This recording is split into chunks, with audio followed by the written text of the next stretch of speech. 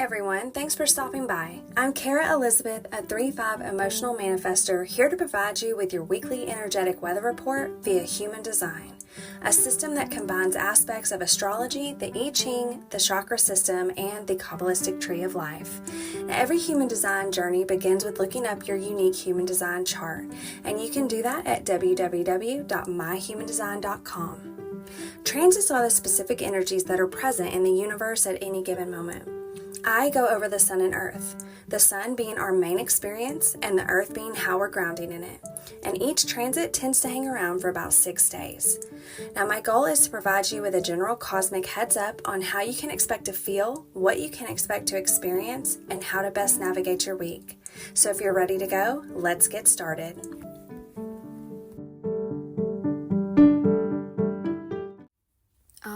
Everyone, so it is that time of the week again. I am actually on time this week, and the transits have officially shifted just a few hours ago, super early in the morning. So you probably woke up feeling quite a bit different than you have, especially coming out of last week. I know for me personally, I feel much lighter. That is for sure. So, and I think that is in part of we have shifted out of the sacral transits, like we're still transiting the throat, but we have shifted out of those sacral transits and we have shifted into the heart center. So we are transiting this week throat and heart. And the sun, which is going to be our main experience, we are transiting gate 45, and that is all about resourceful solutions.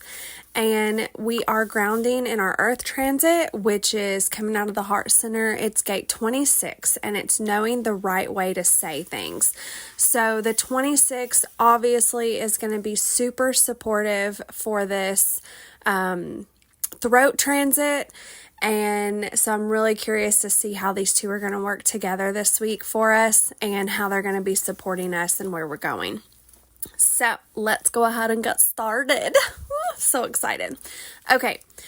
So gate 45, resourceful solutions. Jenna Zoe says that the gift of the 45 lives in the real world and knows how to make the most of a situation to maximize the wealth, well-being, and happiness of the people involved. So the gift of 45 looks at what you've got and can tell you how to work with what you've got. So making money is one thing. The gift 45 is adept at keeping it, saving it, stretching it, and the best ways to use it once you've got it. And the same with how we rule our affairs as a family or a team.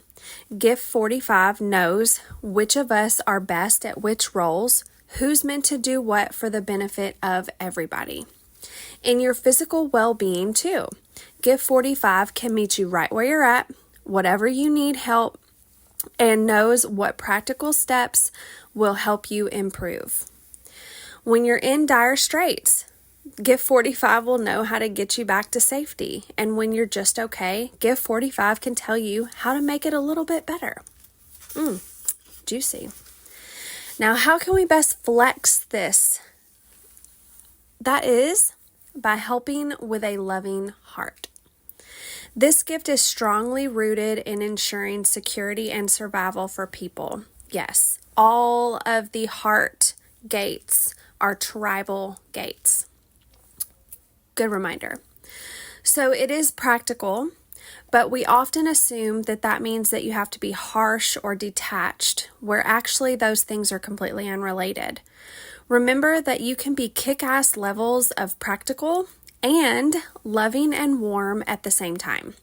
So staying connected to the compassion that you have for people as you do it, and this gift will shine the most when you can do that. Love that. All right, now what can block us here? So where can we struggle a little bit in this transit? And that is focusing on what you don't have. So if you focus on what's missing, you're going to block your ability to work with what you do have. And the best asset for a person with the 45, which of course is going to be all of us for the next 6 days, is having the attitude that not only is the glass half full, but that they can always see the action steps to turn that half into a full. And then the second way that we can struggle here is by confusing challenges with problems. So because you shine at making the best out of things, you're often looking at less than ideal scenarios.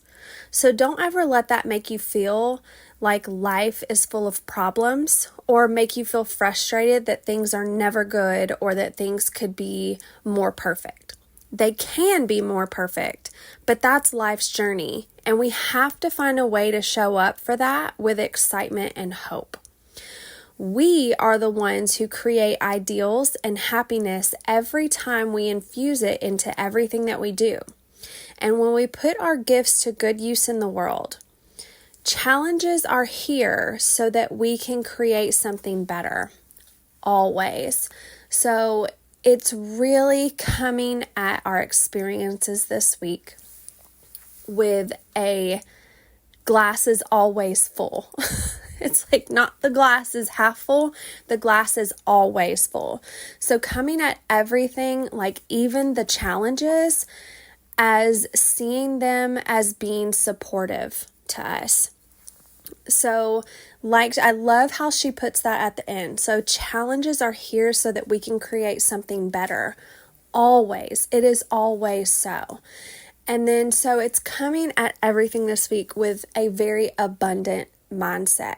Now, if you're not quite there, because I know I was struggling a little bit this morning, just coming out of the transit from last week, because not going to lie, that transit kicked my ass royally. And I was not prepared for it. But, so anyways, if you're coming out of that, in feeling like a certain type of way and having a hard time and struggling and you're still in this space of lack, don't beat yourself up about it, okay? I promise it will shift for you.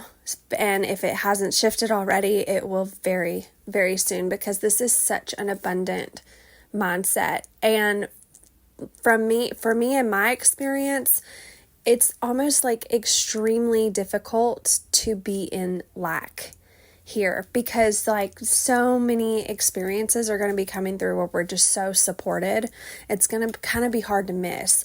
But also, backtrack a little bit. Do not beat yourself up if you're feeling low still, and if you're still in this lack mindset of I don't have everything I need, I don't have everything that I want, nothing is going right. That's okay, because eventually this is going to shift for you, and you're going to be able to make the most out of your situation that you're currently in, and you're going to have everything that you need to do that. And this is also a super creative gate.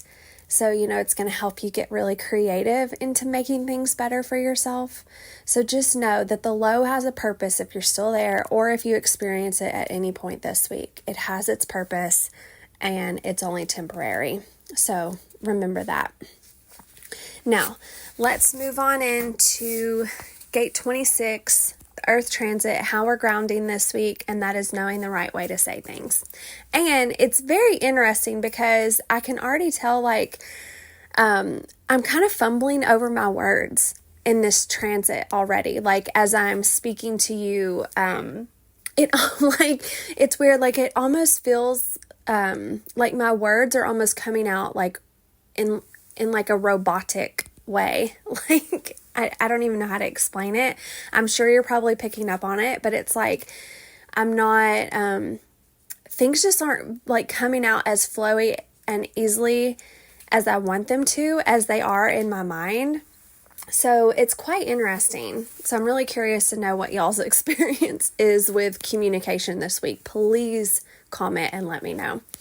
All right. So a person with gift 26, which alas is all of us for the next 6 days, has great interpersonal skills.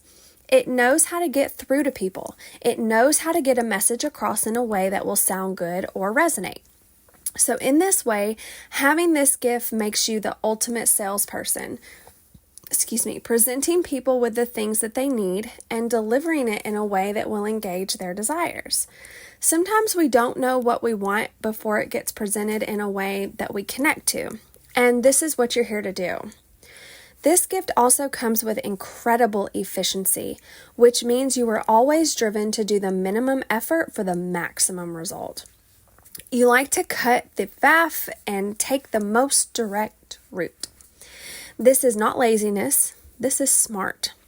The whole world is becoming more efficient, and having this knack to cut corners and get things done quicker can bring incredible value to others, as well as to your own process of getting things done, of course. There's a healthy dose of desire and motivation to this gift too. Your soul came to create success for yourself and for your tribe. It's good for you to embrace these true desires of yours and follow them. You want everyone to have the best. Oh, this is juicy AF. Can you see how this is supporting us like immensely in our sun transit this week? Like, this wants us to have the best.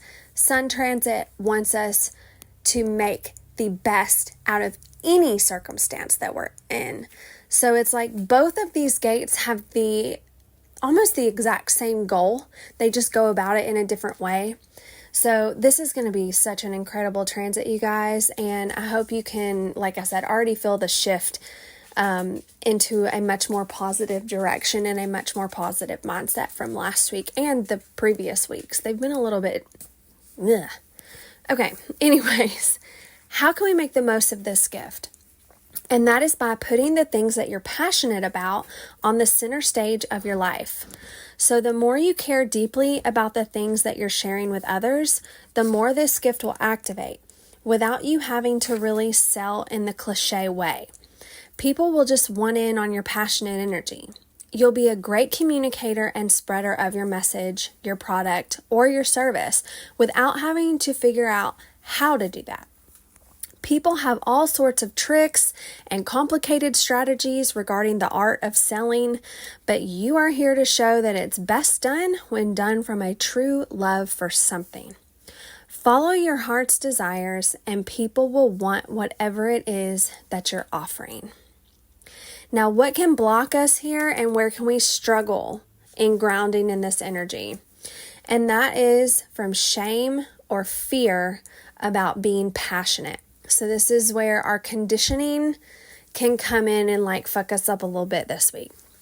So she says that sometimes we're afraid to sing our passions from the rooftops because they're an extension of our souls. So we don't want people criticizing, questioning, or rejecting them. Or we think that being passionate and fiery is negative because who do we think we are? We've been taught that it's better to be cool and stoic. It's better not to care. But the world is desperate for people who have come all the way alive and are out and happy to let it pour out of them. Our spirits need passionate people more than we need what they're actually passionate about, because the passion has the power to connect us to the energy of passion too. Sometimes people will want whatever it is you're passionate about just because being part of your lit up energy lifts them up. It's not the product. It's how the experience of those products make us feel. And it starts with you.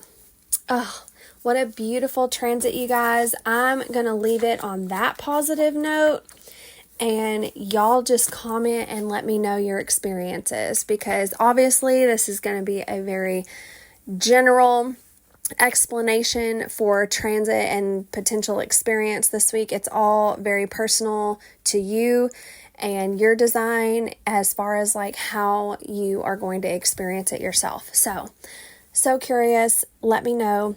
Also, shameless plug, I've started a Patreon, and you can find the link to everything that I offer in the details below.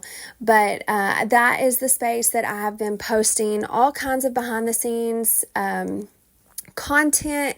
So I post way more transits than I do on here. I go more into depth. I'm also posting meditations, hypnosis sessions, as well as cards of the months, like all kinds of stuff going on over there. So if you're interested, click on that and join me over there for more me.